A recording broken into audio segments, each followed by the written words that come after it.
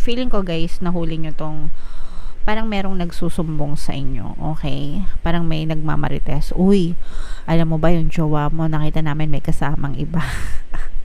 Parang ganon, okay? Parang may nagmarites sa inyo na may nakakita dun sa person mo na may kasamang iba, ganyan-ganyan.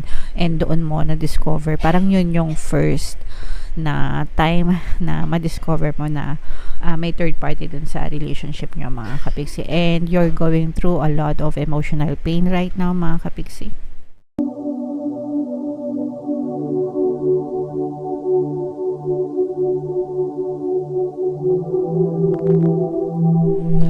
Hello guys, hello Aries, welcome back to Pinay Pixie Tarot. Ang pamagat ng episode natin for tonight is feelings reading, anong nararamdaman niya sa'yo. So ito yung ating monthly check, mga kapiksi, para makita nyo yung feelings sa inyo ng inyong current partner o specific person. General reading lang guys, pwede mag-resonate, pwedeng hindi. Combination ng positive and negative energy, pwedeng ma-pick up yung energy nyo, pwedeng ma-pick up yung energy ng person nyo. Roles can be reversed guys. If in case hindi kayo naka-resonate dito, try nyong panoorin yung video dun sa zodiac sign ng person nyo, baka nandun yung energy nyo, mga kapiksi. So dito sa deck na to, titingnan natin yung mga energy sa loob ng sitwasyon nyo ng iyong partner o specific person. So eto guys, this is both positive and negative, mga kapiksi. So, sa positive guys, maganda naman yung communication nyo ng inyong partner o specific person. Pwedeng LDR kayo, pwedeng hindi rin kayo LDR. Kahit hindi kayo LDR, mga kapiksi, meron kayong communication ng inyong partner. Kumbaga, constant, no? Kapag nagte-text ka, nagte-text siya. Kapag nagre-reply siya, nagre-reply kayo, mga ganun. Expressing love to one another. But at the same time, meron ding mga negative energies wherein you don't feel secure enough para dun sa relationship. Especially if LDR kayo, guys. Actually, kahit hindi LDR, no?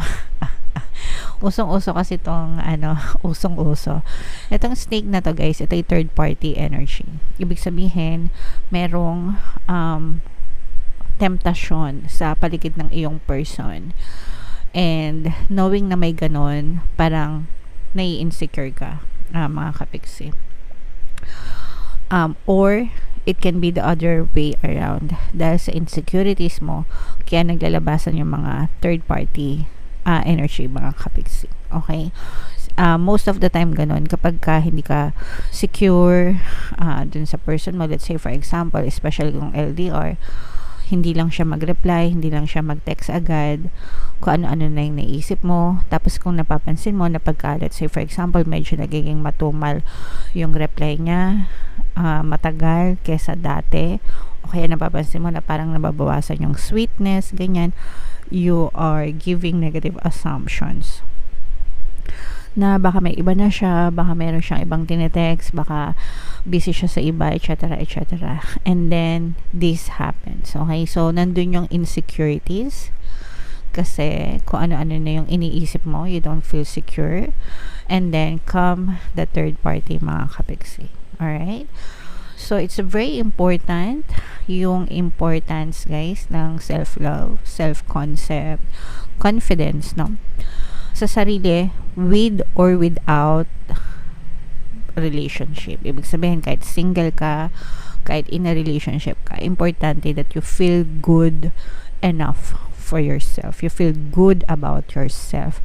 You feel confident, no? Kasi, yan ang ugat ng mga third parties pag insecure ka. Okay? Pag insecure ka, doon na pumapasok sa picture yung mga third party energy. Baka mas maganda sa akin to, baka mas pogi sa akin to, baka mas bata sa akin to, baka mas mayaman sa akin to, ganyan, ganyan, ganyan. Okay? So, you start comparing yourself sa ibang tao kasi nga hindi ka secure sa sarili mo, no? Insecure yung tawag doon. So, comment down below guys if naka-resonate kayo. Pero if naka-resonate kayo dito guys, pwede nyo pakinggan yung mga third party na, yung mga subliminals natin for third party, like pampawala ng third party, pampawala ng balakid, para ikaw and piliin, and pampaloyal. So, yung apat na yon, best combo. And then dito dapat guys yung self-love subliminal natin. Kapag dun sa self-love subliminal guys, madidevelop yung confidence mo doon, and hindi ka na makakaramdam ng insecurities mga kapiksi. Alright? So, comment down below guys if feeling nyo naka-resonate kayo dyan. Dito naman guys, tingnan natin yung mga emosyon na nakapaloob sa sitwasyon nyo. Pwedeng nararamdaman mo, pwedeng nararamdaman ng person mo, pwedeng nararamdaman nyo parehas. So, meron tayong feeling ng hopeless, sad, ayan, lumalabas na yung mga negative na emosyon, and hopeful. So, hopeless and hopeful at the same time. Ibig sabihin, parang feeling mo wala ng hope to, wala ng pag-asa, nalulungkot ka na dun sa relationship dahil dito sa third party energy na to, you don't feel good enough, kaya malungkot ka. But at the same time, at the back of your mind, gusto mo pang umasa na maging okay yung inyong relationship ng inyong partner o specific person. Okay? So, nandun yung urong sulong, nandun yung pinanghihinaan na ng loob, but at the same time, gusto pa ring lumaban. So, mamili ka lang guys, eto ba o eto? Kasi kung gusto nyo ipaglaban, eto, diba, hopeful. Pero kung tinatanggap nyo na, ina-accept nyo na ganito, eto na yan, diba? So, negative na yan mga kapiksi. It's either matapos yung relationship, bitawan yung relationship, and start a new relationship, ganyan. Or, yeah, hopeful na pwede pa maging maayos ang lahat, because pwede naman talaga. Depende sa choice nyo, depende sa decision nyo mga kapiksi. Alright? So, comment down below guys if feeling nyo naka-resonate kayo dyan sa mga energies na yan. So, dito naman guys, tingnan natin yung nararamdaman sa inyo ng inyong person. Shuffle ko to guys, hanapin ko yung energy ng feelings at saka yung energy ng Aries. Habang sinashuffle ko to, panoorin nyo muna yung video natin regarding sa ating paano mag-manifest ng abundance video course. Kapiksi, sawa ka na ba sa mga struggles at hirap sa buhay mo? Masipag ka ba at masikap sa buhay ngunit hindi ka pa rin umaasenso? Ilang beses ka na bang nag-attempt magnegosyo at mag-invest pero palagi ka pa rin nalulugi? Sa pagkakataon na ito ay maaaring may subconscious beliefs ka na nagiging balakid sa iyong pag-unlad at pagyaman. Introducing, paano mag-manifest ng abundance video course. Dito ay matututunan mong ma-overcome ang mga balakid mo para tuluyan ka ng umunlad, umasenso, sumagana, maging matagumpay, successful at maswerte sa iyong kabuhayan, pera, trabaho, negosyo, salapi at kaperahan ng bonggang-bongga. Dali, mag-send na ng email sa pinoypixitaro@gmail.com at simulan na ang iyong pagyaman ngayon. Alright, so sabay-sabay tayo magpayaman mga kapiksi, mag-avail na kayo ng course guys kasi sobrang ganda talaga niyan. And good news mga kapiksi, dahil ngayong February, magbibigay ako guys ng 200 pesos discount bilang bahagi ng ating promo, no, sa lahat ng mag-avail ng course until February 29 guys, kaya mag-avail na kayo. Meron din tayo guys, email coaching, manifest your desires using the law of attraction. If meron kayong mga specific na gusto nyong i-manifest, pwedeng love and relationship, pwedeng money or career, pwede kayong magpabook ng email coaching session with me. Mag-send lang kayo guys ng email sa pinoypixitaro@gmail.com. So, Aries guys, kayo ay na-represent ng Queen of Wands sa ating spread. Ito yung feelings energy. Meron tayo dito guys, presence ng air sign, Aquarius, Gemini, Libra. For some of you, maaaring air element yung inyong, may air element kayo sa inyong natal chart or yung person nyo, maaaring ganyan yung may ganyan sign sila sa kanilang natal chart. So, ito guys, nakikita natin, no, yung third party, cheating, itong cheating, na feeling ko guys, nahuli nyo tong, parang merong nagsusumbong sa inyo, okay? Parang may nagmamarites, uy, alam mo ba yung jowa mo, nakita namin may kasamang iba.